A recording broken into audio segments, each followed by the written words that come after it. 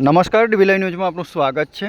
પંચમહાલ જિલ્લાના પવિત્ર યાત્રાધામ પાવાગઢ ખાતે આજરોજ દેવ દિવાળી નિમિત્તે માતાજીના નિજ દ્વાર સવારે 5 વાગે ખુલતા જ લાખો ભક્તોનો પ્રવાહ મંદિરમાં દર્શન માટે ઉમટી પડ્યો હતો।